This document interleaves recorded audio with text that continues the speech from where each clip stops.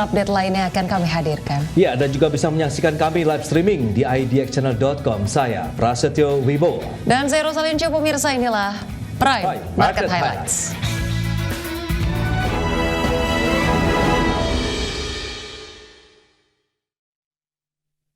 Pemirsa, kita awali dengan informasi pertama. Presiden Republik Peru Dina Boluarte melakukan kunjungan kenegaraan ke Indonesia. Ya, hasil pertemuan bilateral, Peru dan Indonesia sepakat menaikkan perjanjian Indonesia-Peru Comprehensive Economic Partnership Agreement atau IPCEPA.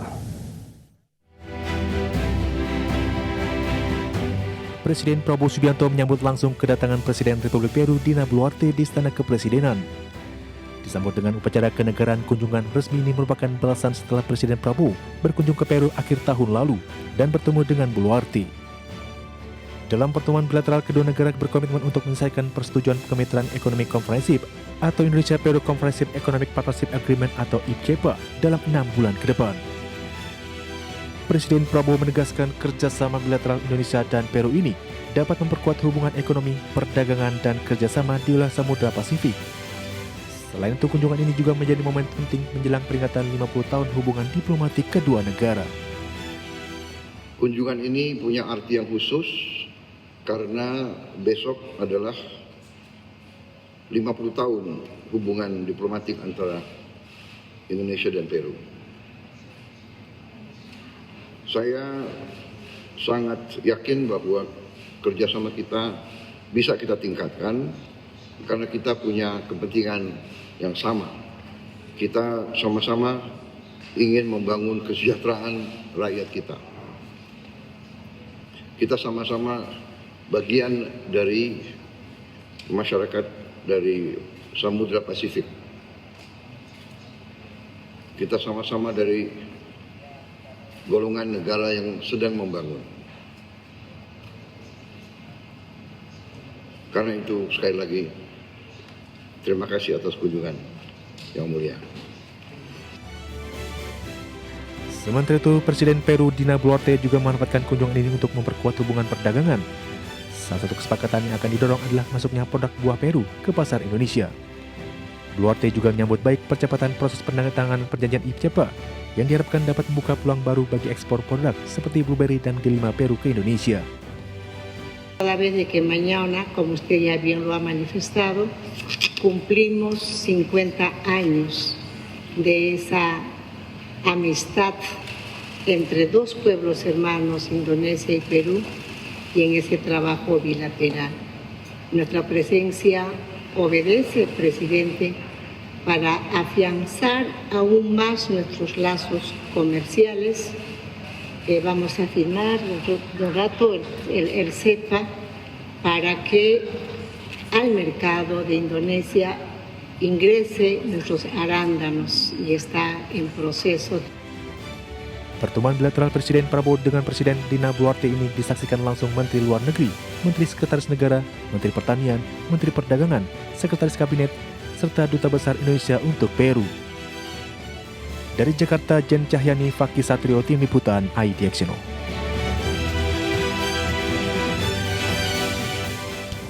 Ya, berikutnya, pemirsa, Indonesia kembali mempererat hubungan bilateral dengan Tajikistan.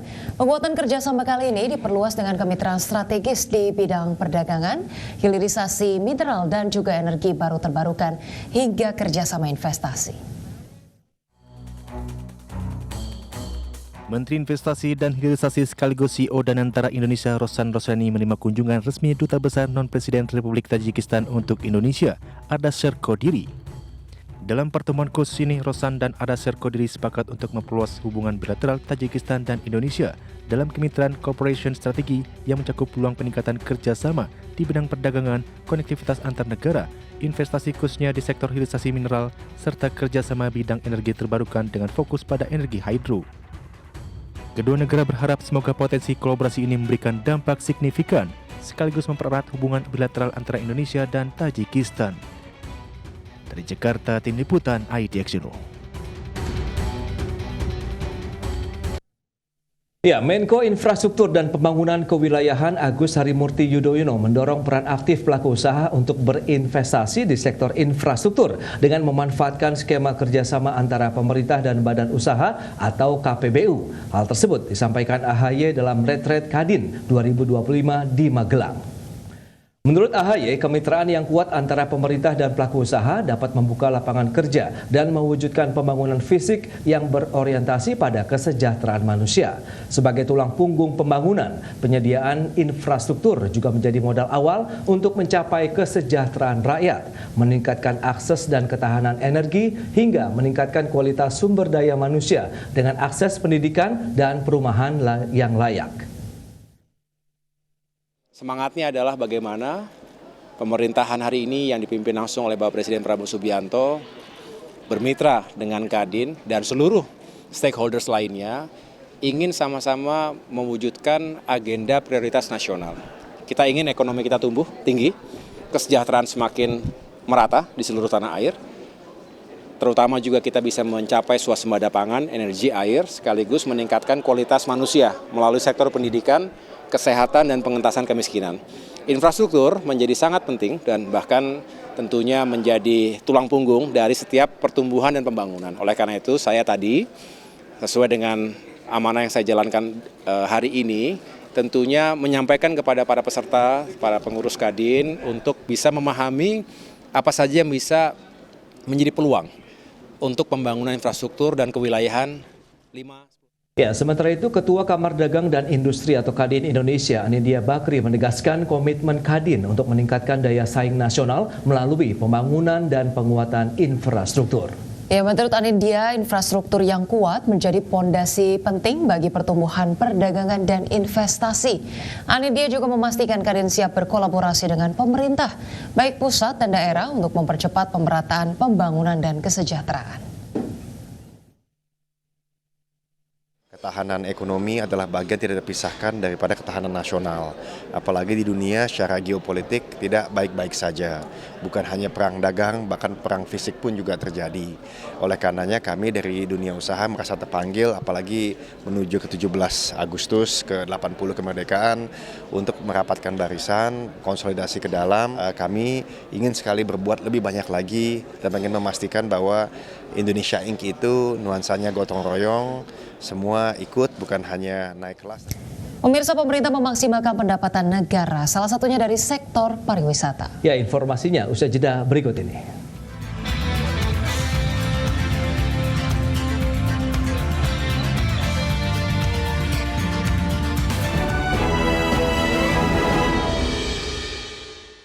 Ya, pemirsa, realisasi investasi sektor SDM pada semester 1 2025 mencapai 13,9 miliar dolar Amerika Serikat atau setara 225,1 triliun rupiah. Ya, capaian semester ini juga menjadi yang terbesar dalam 5 tahun terakhir. Kementerian Energi dan Sumber Daya Mineral mencatat realisasi investasi pada semester pertama 2025 mencapai 13,9 miliar US dollar atau setara dengan 225,1 triliun rupiah. Realisasi ini naik dibandingkan dengan semester pertama 2024 yang hanya mencapai 11,2 miliar US dollar. Capaian semester 1 2025 ini juga menjadi yang terbesar dalam 5 tahun terakhir. Capaian investasi sektor SDM pada semester 1 ini didukung realisasi investasi sektor migas yang mencapai 8,1 miliar US dollar, investasi minerba 3,1 miliar US dollar, EBTKI 0,8 miliar US dollar, dan ketenagalistrikan 1,9 miliar US dollar. Selain investasi, realisasi pendapatan negara bukan pajak sektor SDM pada semester 1 2025 juga mengalami kenaikan atau mencapai 138,8 triliun rupiah atau sudah mencapai 54,5% dari target PNBP tahun 2025 yang mencapai 254,5 triliun rupiah. Realisasi terbesar disumbang oleh sektor mineral dan batu bara yang mencapai 74,2 triliun rupiah, sektor minyak dan gas bumi yang mencapai 57,3 triliun rupiah. Adapun untuk sektor energi baru dan terbarukan atau EBT menyumbang 1,09 triliun rupiah dan sektor lainnya mencapai 6,2 triliun rupiah. Kementerian SDM juga mencatat serapan tenaga kerja sektor SDM sepanjang semester pertama 2025 mencapai 753.578 orang. Dari Jakarta, Tim Liputan IDX. Pemirsa, Kementerian ESDM mencatat realisasi produksi minyak mentah siap jual atau lifting minyak telah mencapai 608.000 barrel oil per day per Juni 2025. Kementerian optimis target lifting minyak dalam APBN 2025 sebesar 605.000 barrel oil per day bisa tercapai.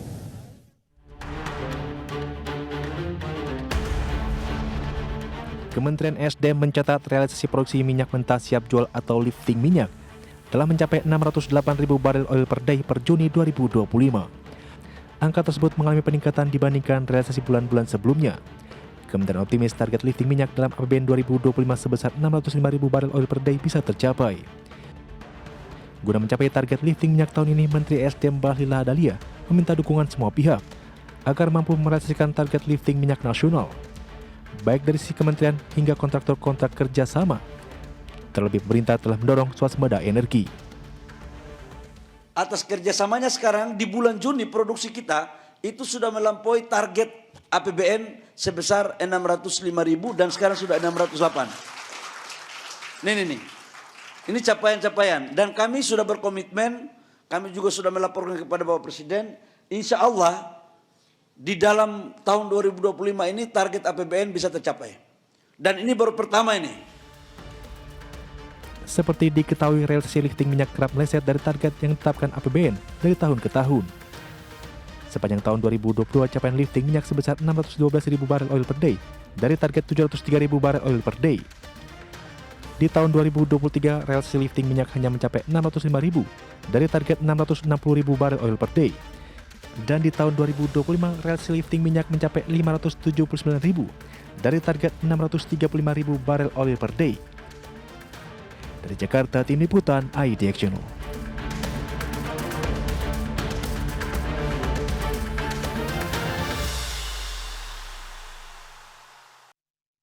Baik, itu dia tadi bagaimana kemudian sudah capai target terkait dengan lifting minyak ya tadi di 608.000. Tapi kemudian juga kalau kita lihat bagaimana kemudian konsumsi masyarakat secara keseluruhan ini sekitar 1,5 juta barrel gitu ya. Betul. Ini kemudian juga masih mempertanyakan kalau kemudian produksinya meningkat, tapi apakah kemudian on track gitu ya untuk mencapai target besarnya, karena sepertinya impor kita akan migas juga ini masih besar ya, apalagi dengan tuntutan Amerika Serikat untuk kita produk migas ini harganya juga cukup mahal begitu. Betul, karena di satu sisi dengan tercapainya target begitu ya untuk lifting minyak kita 608.000 barrel per hari ini ya menjadi satu capaian yang menarik lagi begitu, milestone baru tentunya untuk pemerintah ya, SK Migas dan juga mungkin Kementerian SDM begitu, bahwa memang ini menjadi target juga untuk mencapai lifting migas, kemudian untuk bisa memenuhi kebutuhan minyak di dalam negeri. Mengingat kita memang sudah menjadi net importer, tapi ini menjadi suatu sinyal positif juga bahwa kita paling tidak bisa mengecilkan lagi disparitas antara kebutuhan di dalam negeri dengan produksi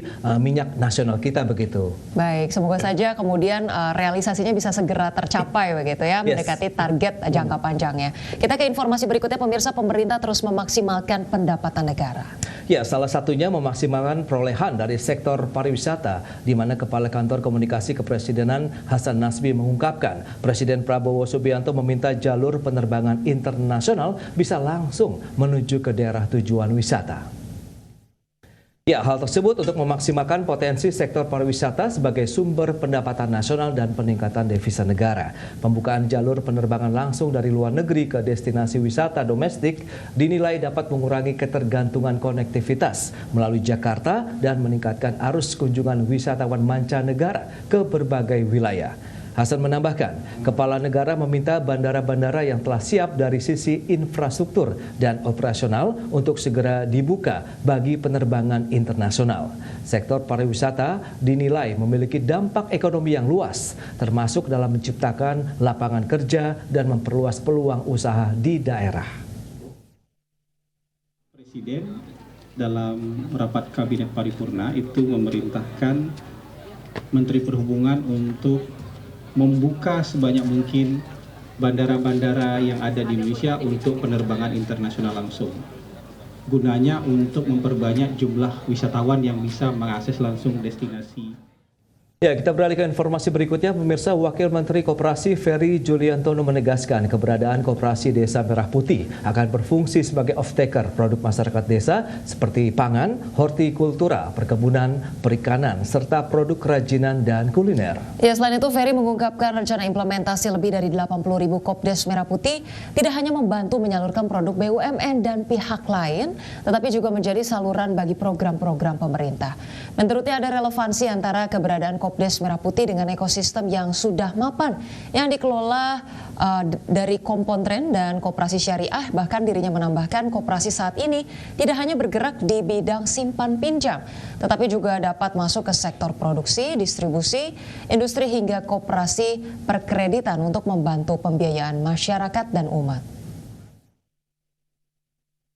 Koperasi desa ini juga nanti akan berfungsi menjadi off-taker dari hasil produk masyarakat desa, baik itu tanaman pangan, hortikultura, perkebunan, kemudian perikanan, dan lain sebagainya, termasuk juga kerajinan dan kulinernya.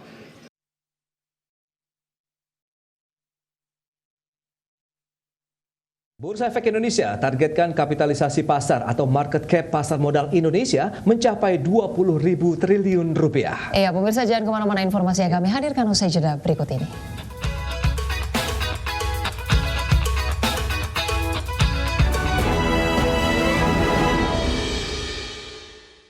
Pemirsa, Bank Indonesia mencatat adanya peningkatan dalam proporsi alokasi pendapatan konsumen yang digunakan untuk konsumsi pada Juli 2025. Ya, rata-rata proporsi konsumsi terhadap pendapatan tercatat sebesar 75,4%, naik 0,3 poin persentase dibandingkan dengan bulan sebelumnya.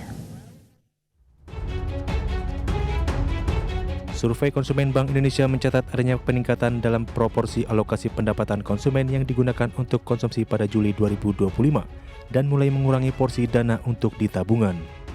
Berdasarkan hasil survei konsumen pada Juli 2025, rata-rata proporsi konsumsi terhadap pendapatan tercatat sebesar 75,4% atau naik 0,3 poin persentase dibandingkan dengan bulan sebelumnya yang sebesar 75,1%. Di sisi lain, proporsi pendapatan konsumen yang disimpan tercatat mengalami penurunan. Pada Juli 2025, rasio tabungan tersebut berada di level 13,7%, lebih rendah dibandingkan pada Juni 2025 di level 14,1%. Sementara itu, proporsi pembayaran cicilan atau utang tercatat relatif stabil di angka 10,9%. Peningkatan konsumsi ini tercermin pada sebagian besar kelompok pengeluaran, dengan kelompok pengeluaran 1 juta hingga 2 juta rupiah, mencatatkan proporsi konsumsi tertinggi sebesar 78,4%. Hal ini menunjukkan bahwa rumah tangga dengan pengeluaran menengah cenderung menggunakan sebagian besar pendapatannya untuk kebutuhan konsumsi sehari-hari. Sementara itu, penurunan porsi pendapatan yang ditabung paling terlihat pada kelompok pengeluaran 3,1 juta hingga 4 juta rupiah, yang mencatatkan rasio tabungan sebesar 13,7%. Penurunan ini mengindikasikan adanya tekanan atau kecenderungan konsumen di kelompok ini untuk mengalihkan sebagian dana tabungan mereka ke kebutuhan konsumsi.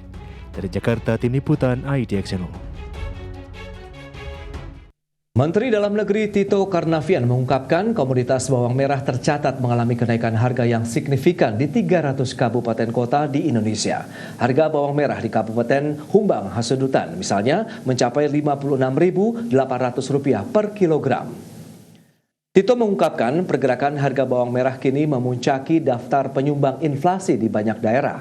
Data BPS menunjukkan pada minggu pertama Agustus 2025, harga rata-rata bawang merah di tingkat nasional mencapai Rp53.592 per kilogram atau naik 13,84% dibandingkan dengan rata-rata Juli 2025. Yang diantaranya naik adalah selain bawang merah, cabai merah, bukan produk utama, tapi beras sudah mulai kita lihat di sini. Ya, kita lihat bawang merah di 300 kabupaten kota. Nah, beras sudah mulai naik ranking kedua. Tadinya ranking ketiga, sekarang ranking kedua. Meskipun jumlah kabupaten ini sudah mulai menurun. Dari 266, saya ulangi, 233 kabupaten terjadi kenaikan dengan operasi pasar yang sekarang turun dan beras dari Bulog sudah keluar. Sekarang menurun ke 100. Pemirsa, Kepala BPS Amalia Adininggar Widya Santi juga mengamini bahwa bawang merah menjadi salah satu penyumbang utama inflasi pada Juli 2025. Amalia menyebut kelompok yang memberikan andil utama terhadap inflasi secara bulanan, yakni beras yang mengalami inflasi 1,35%, lalu tomat 19,05%, bawang merah 9,72%, dan cabai rawit 14%. Menurutnya, tren kenaikan harga bawang merah masih berlanjut hingga Agustus 2025 dan perlu menjadi perhatian serius oleh pemerintah. Kelompok yang memberikan andil utama terhadap inflasi mantuman bulan Juli adalah beras yang mengalami inflasi 1,35% pada bulan Juli, lalu tomat mengalami inflasi 19,05% secara mantuman, dan bawang merah juga mengalami 9,72% secara mantuman, dan cabai rawit yang bulan Juli mengalami inflasi mantuman sebesar 14%. Namun demikian, Pak Mendagri, kami perhatikan bahwa di bulan Agustus ini harga cabai rawit sudah mulai melandai, Bapak. Dan tentunya yang perlu perhatian salah satunya adalah bawang merah dan beras nanti untuk di bulan Agustus.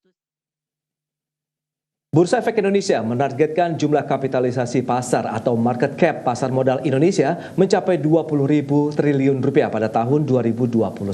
Ya, di mana kapitalisasi pasar modal Indonesia tumbuh hampir 10% dari awal tahun atau secara year to date telah mencapai 13.555 triliun rupiah.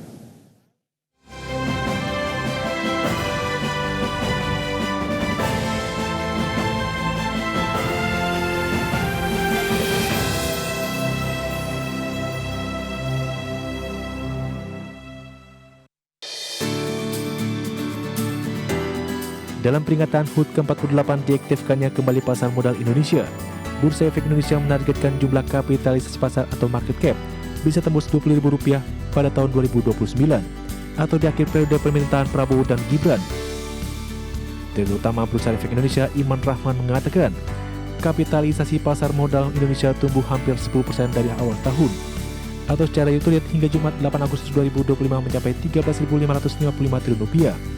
Target Bursa Efek Indonesia kapitalisasi pasar modal ini dapat mencapai 10 besar pada tahun 2029 hingga 2030 mendatang. Dalam catatan Bursa Efek Indonesia, market capitalization pasar modal mencapai rekor tertinggi pada Juli lalu, melampaui Rp13.700 triliun. Di sisi lain, untuk mendukung target pemerintahan terkait dengan pertumbuhan ekonomi atau pertumbuhan produk domestik bruto mencapai 8%. Bursa Efek Indonesia akan mendukung dengan upaya-upaya untuk pendalaman pasar modal. Edukasi. Lalu kita kan edukasi dengan ini, kita selalu edukasi. Ya, upaya kan? Terbaru misalkan atau inovasi terbaru dalam edukasinya apa? Nah, kan kita lakukan tadi edukasi, virtual trading dan sebagainya kita lakukan. Termasuk ke pasar modal. Ya, data pasar modal kan itu kita lakukan juga terus. Jadi tugas kita edukasi ke retail gitu. Jadi kalau kita lihat kan nilai literasi kita kan cukup rendah pasar modal. Ya, artinya kita mesti tingkatin itu. Sehingga orang ngerti dulu baru investasi dan sebaliknya. Gitu kan. Kan kita bicara di waktu zaman COVID kan peningkatannya kan signifikan kan. Di selain Bursa Efek Indonesia akan menambah suplai dari 943 emiten pada tahun 2024 menjadi 1.200 emiten pada tahun 2029. Penambahan jumlah emiten ini juga akan mendorong oleh perusahaan-perusahaan lighthouse yang melakukan penawaran umum atau initial public offering atau IPO. Dari Jakarta, Riki Anwar di Tim Liputan IDX.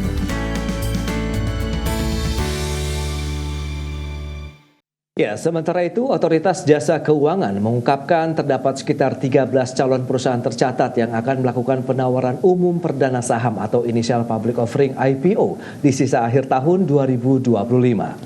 Ya, Ketua Dewan Komisioner OJK Mahendra Siregar menjelaskan bahwa ke-13 perusahaan tersebut tercatat dalam antrian atau pipeline IPO. Mahendra menyebutkan nilai indikatif perusahaan tersebut mencapai 16,65 triliun rupiah. Sementara itu berdasarkan catatan OJK di sepanjang semester 1 tahun ini, sudah terdapat 16 perusahaan yang tercatat di Bursa Efek Indonesia. Menurutnya capaian ini menjadi bukti kuatnya infrastruktur pasar modal Indonesia. Mahendra menilai pasar modal Indonesia semakin tangguh dalam menghadapi gejolak eksternal. Aktivitas penghimpunan dana dari pasar modal telah mencapai 144,78 triliun dengan 16 emiten baru dan masih terdapat 13 perusahaan dalam pipeline penawaran umum dengan nilai indikatif 16,65 triliun. Capaian lain yang juga patut kita syukuri adalah pengakuan internasional terhadap reputasi tata kelola emiten Indonesia yang dalam gelaran ASEAN Corporate Governance Conference and Awards 2025 di Malaysia bulan lalu, Indonesia mencatat kenaikan skor rata-rata nasional untuk ASEAN Corporate Governance Scorecard atau ACGS 9%, yang merupakan kenaikan tertinggi.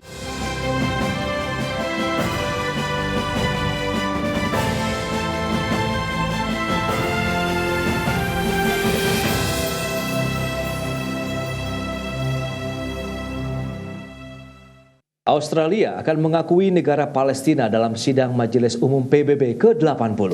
Ya, pemirsa, jangan kemana-mana, informasi yang kami hadirkan usai jeda berikut ini.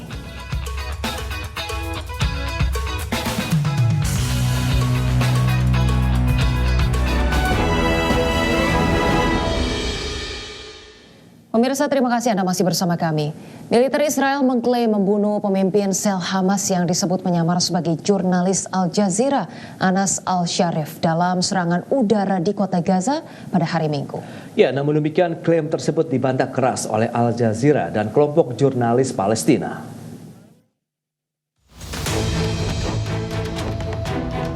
Militer Israel mengklaim membunuh pemimpin sel Hamas yang disebut menyamar sebagai jurnalis Al Jazeera, Anas Al-Sharif, dalam serangan udara di kota Gaza pada Minggu.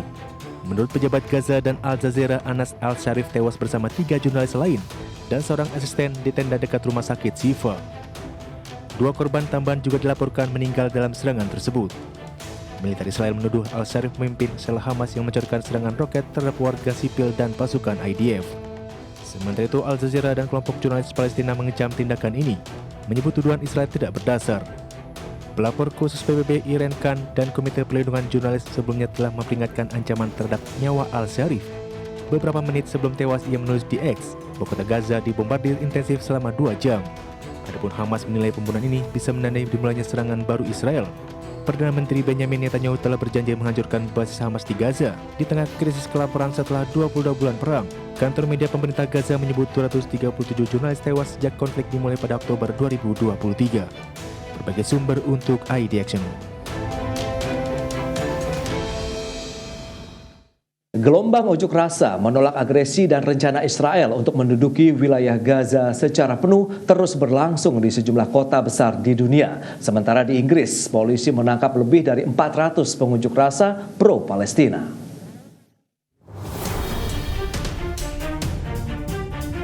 Gelombang unjuk rasa digelar secara besar-besaran di sejumlah kota besar dunia pada Sabtu hingga Minggu kemarin.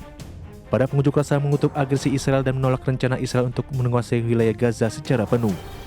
Unjuk rasa pro-Palestina digelar antara lain di Paris, London, Madrid, Amsterdam, Seoul hingga Berlin.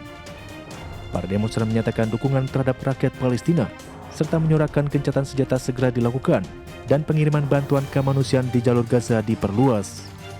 Para pengunjuk rasa mendesak pertanggungjawaban pemerintah Benjamin Netanyahu atas pembantaian yang dilakukan serta pendudukan terhadap wilayah Palestina dan mengutuk genosida yang sedang berlangsung di jalur Gaza. Sementara itu, kepolisian London telah menangkap hingga lebih dari 400 orang pengunjuk rasa pendukung Palestina yang tergabung dalam kelompok Palestine Action serta para simpatisan kelompok tersebut. Kepolisian Metropolitan mengatakan 466 demonstran telah ditangkap di Parliament Square pada Sabtu malam waktu setempat. Pengunjuk rasa ditangkap karena menunjukkan dukungan terhadap Palestine Action. Berdasarkan Undang-Undang Terorisme tahun 2000, keanggotaan atau dukungan terhadap Palestine Action merupakan tindak pidana yang dapat dihukum hingga 14 tahun penjara. Berbagai sumber untuk ID Action.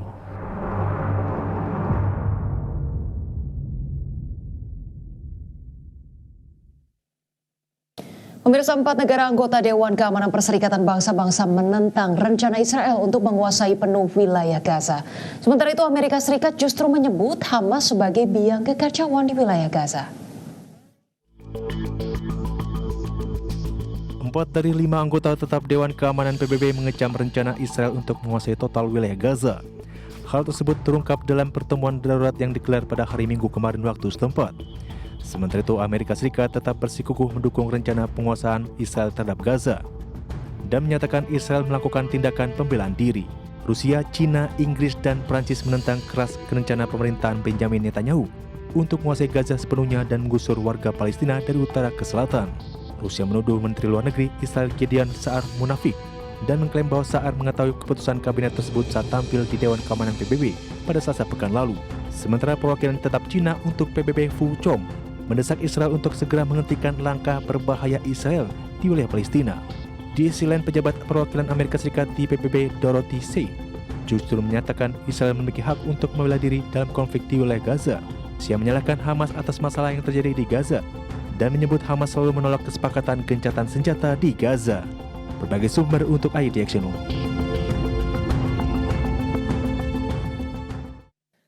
Perdana Menteri Australia Anthony Albanese memastikan Australia akan menyatakan pengakuan terhadap negara Palestina dalam sidang Majelis Umum PBB ke-80 pada September mendatang.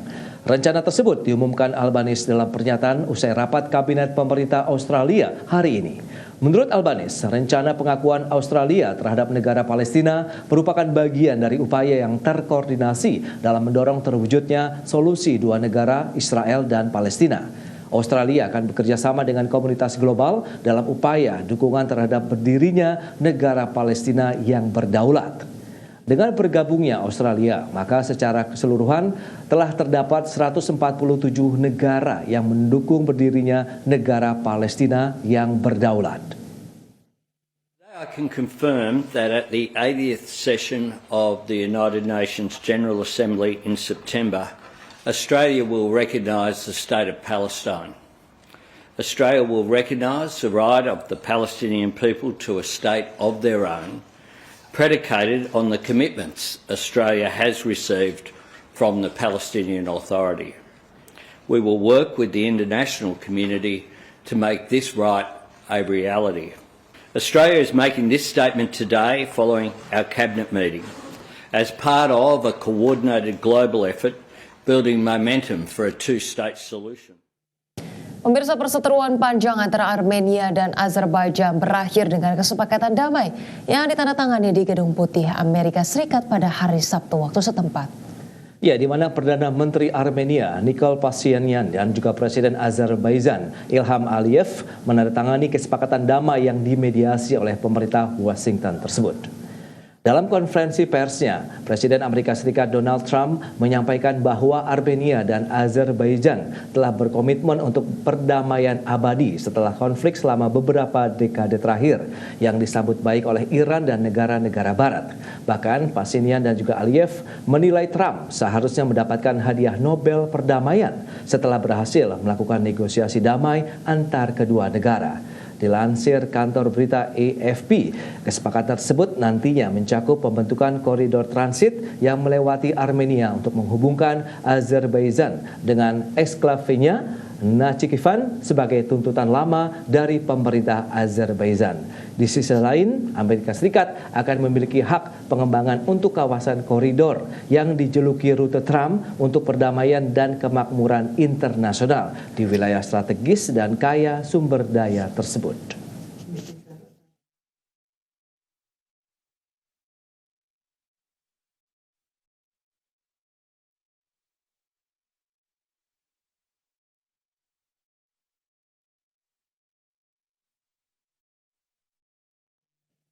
Pemirsa, Paramount Global dan Skydance Media sepakat menyelesaikan proses merger senilai 8,4 miliar dolar Amerika. Ya, informasinya akan kami hadirkan usai jeda berikut ini.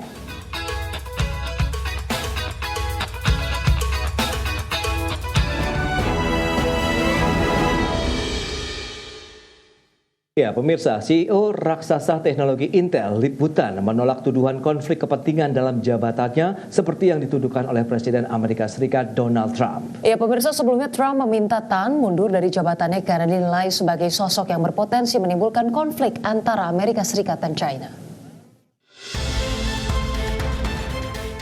Chief Executive Officer raksasa perangkat lunak Intel, Lip Butan, akhirnya buka suara atas desakan mundur oleh Presiden Amerika Serikat Donald Trump. Tan merespon desakan itu melalui memo internal kepada karyawan Intel.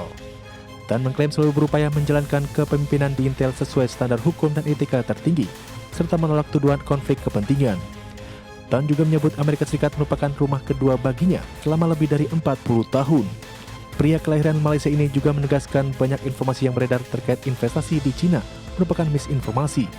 Tan menuturkan dirinya berkomitmen penuh terhadap keamanan nasional Amerika Serikat dan siap bekerjasama dengan perintahan untuk memastikan fakta yang sebenarnya.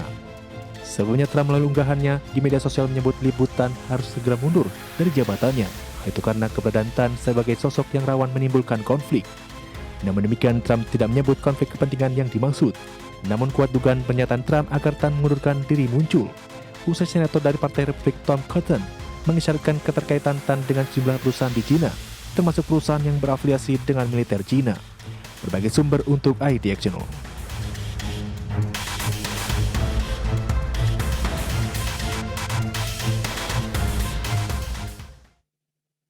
Pemirsa, populasi Jepang turun lebih dari 900.000 jiwa pada tahun 2024. Penurunan ini menjadi yang terbesar sepanjang sejarah di negeri Sakura. Populasi warga negara Jepang menyusut 908.574 jiwa atau 0,75% pada 2024 menjadi 120,65 juta jiwa. Angka ini menjadi penurunan tahunan terbesar yang pernah tercatat dalam sejarah Jepang. Fenomena ini mencerminkan tantangan demografi yang semakin akut serupa yang dihadapi banyak negara maju dengan tingkat kelahiran rendah. Perdana Menteri Shigeru Ishiba menyebut penurunan populasi sebagai situasi darurat nasional. Pemerintah menjanjikan langkah-langkah strategis termasuk jam kerja fleksibel dan penitipan anak gratis untuk mendorong kelahiran. Sementara itu jumlah warga asing di Jepang justru mencapai rekor tertinggi sejak pencatatan dimulai pada 2013, yakni 3,67 juta jiwa atau hampir 3% populasi. Warga asing berperan penting dalam mengisi kekurangan tenaga kerja, khususnya di sektor manufaktur, perhotelan, dan retail. Data juga menunjukkan hampir 30% penduduk Jepang berusia 65 tahun ke atas, sementara di usia produktif 15 hingga 64 tahun hanya 60%. Adapun Jepang kini menjadi negara dengan populasi tertua kedua di dunia setelah Monaco. Bagi sumber IDX Channel.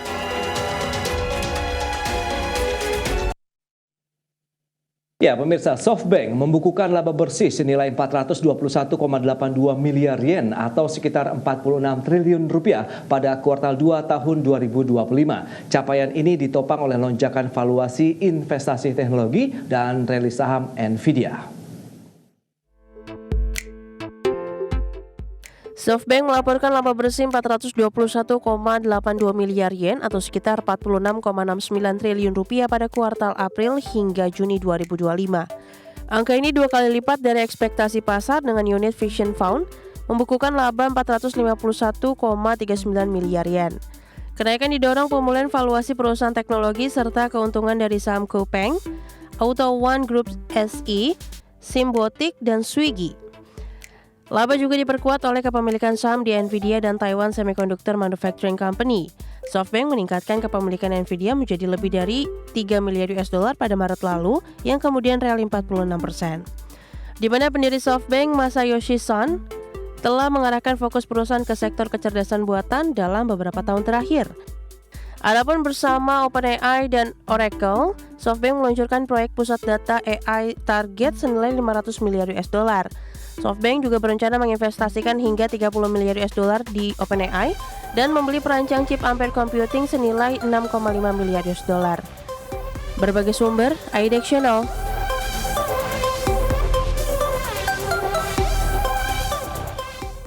Pemirsa, pasar otomotif Australia kembali diguncang. Ya, Suzuki Australia menghentikan pengiriman model Jimny 5 pintu atau dikenal sebagai Jimny XL secara tiba-tiba dan tanpa alasan eksplisit.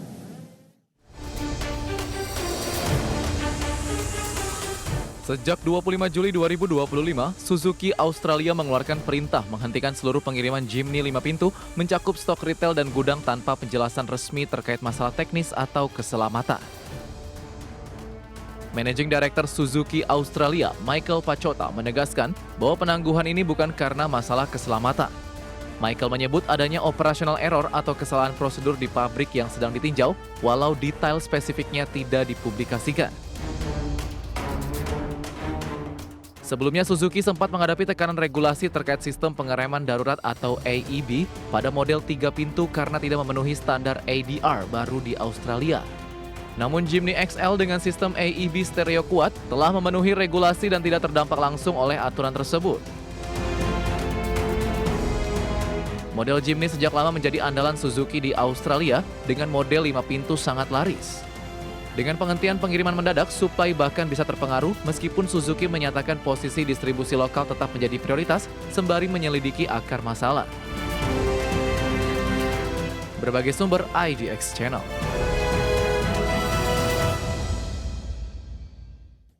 Dan pemirsa, berbagai informasi menarik lainnya akan kami hadirkan usai jeda berikut ini. Tetaplah bersama kami.